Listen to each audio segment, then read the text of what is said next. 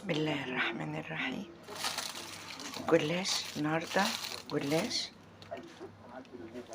هنعمل جلاش وفراخ مشوية، سمنة، لبن. في ثنايا الحديث عن سيدنا موسى عليه السلام، زيتون،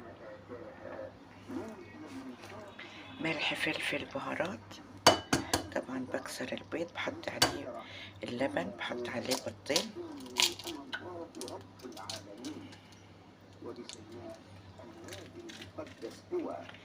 بحط عليه بيضتين، بحط الملح والفلفل.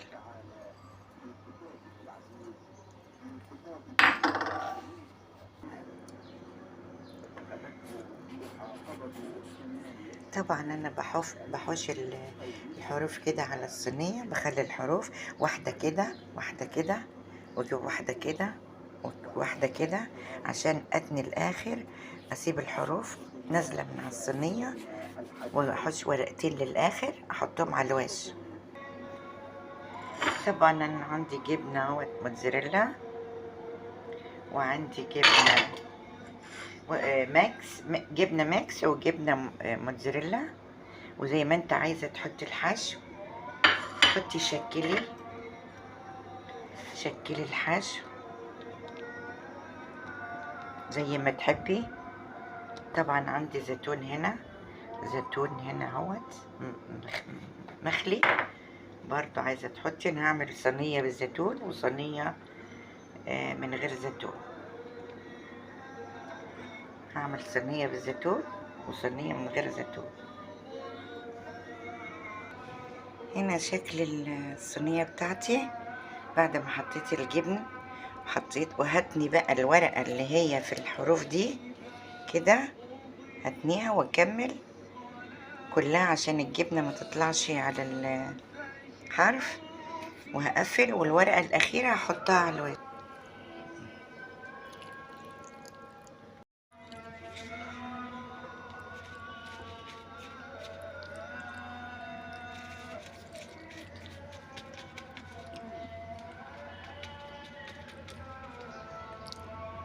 الشكل النهائي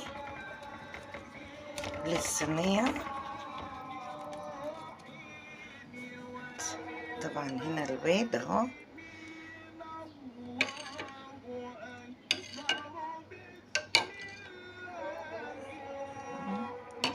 وهنا الجلاش.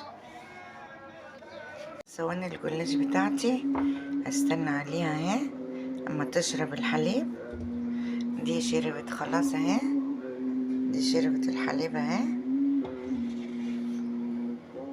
ودي ونستنى شوية وادخلهم الفرن لما يشمعوا بالسمنة والحليب ويشربوا الحليب. هدخلهم الفرن، وبعد ما تخرجهم من الفرن اوريهم لكم.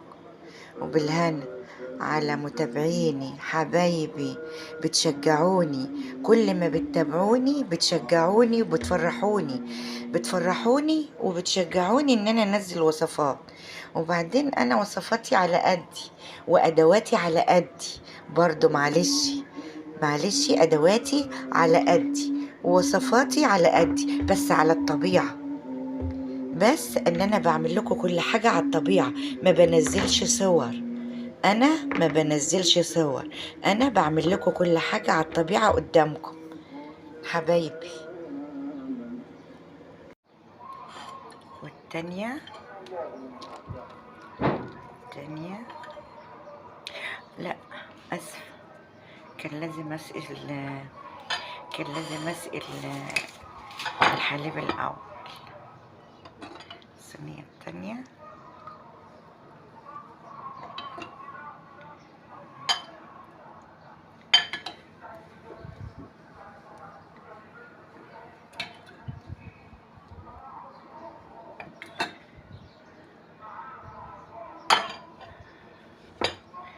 بعد ما سقيت الحليب هحط بقى الجبنة على الوش.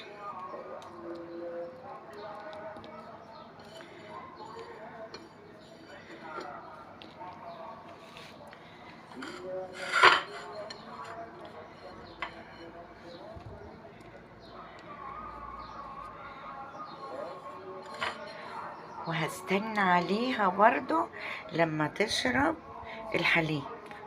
استنى عليها لما تشرب كده صواني الجلاش هتدخل الفرن.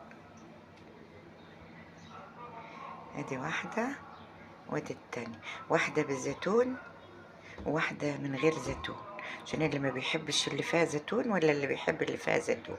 وكده ندخلهم الفرن وبالهنا والشفا. اتفضلوا على حبايبي، بالهنا على متابعيني حبايبي اللي بيفرحوني ويشجعوني انزل وصفات. انتوا بتشجعوني كل ما تتابعوني بتشجعوني او انزل وصفات. وهندخل الفرن، وبعد ما نطلع من الفرن هوريكم. طبعا نار متوسطة على الرف الوسطاني. وبعد ما هخلص من الفرن هوريلكم صواني الجلاش. والنهاردة هنشوي فراخ برضو، هتبقوا معايا لحظة بلحظة عشان البنوتات الصغيرة